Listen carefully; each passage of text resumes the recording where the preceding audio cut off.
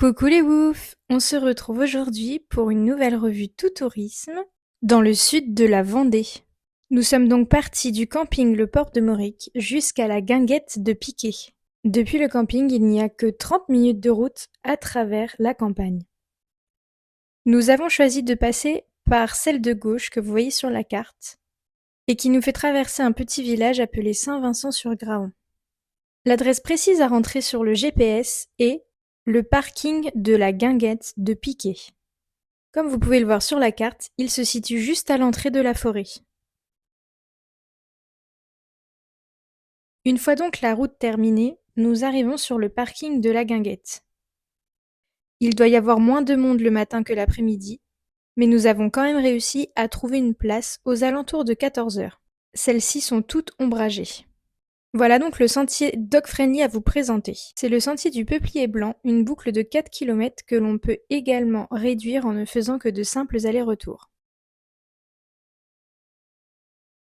Sorti du parking, on tombe sur une petite guinguette qui accepte également les chiens. Toute la balade est très ombragée, ce qui fait que même en cas de forte chaleur, on peut se promener en famille et avec toutou sans problème. Le sentier longe donc la rivière tout du long, ce qui offre des spots de baignade et de vue vraiment incroyables et très rafraîchissantes. Le sentier est un petit peu accidenté avec beaucoup de cailloux, je vous conseille donc d'avoir quand même de bonnes chaussures, de bonnes baskets ou au moins des chaussures de marche. Beaucoup de personnes s'arrêtent pour pique-niquer, prendre le goûter ou simplement se poser, mais malgré le nombre de vacanciers, il y a vraiment de la place pour tout le monde, même en haute saison. Au bout de 1 km, nous avons décidé de rafraîchir un petit peu Jojo. Il y a de nombreux endroits où l'eau est très peu profonde. Si votre chien en a peur, il peut uniquement tremper ses petites pattes sans problème. À savoir que l'eau est quand même fraîche puisque c'est une rivière, mais elle est très propre et les bords sont constitués uniquement de tout petits graviers et de sable. Les paysages sont aussi très appréciables et on peut se poser sur les rochers pour nous-mêmes tremper nos pieds dans l'eau si on en a envie. Nous avons continué notre petite promenade, toujours abrités par l'ombre des bois, et nous sommes allés voir un lieu mémorable de ce sentier qui est connu pour son nombre de nénuphars, de grenouilles, de crapauds ainsi que de têtards.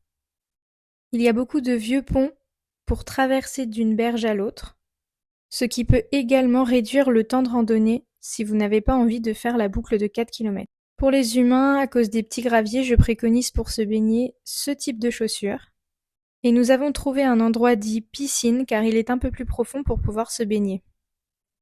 Nous étions tout seuls durant 1 heure près d'une cascade. Je vous laisse profiter d'un petit moment ASMR.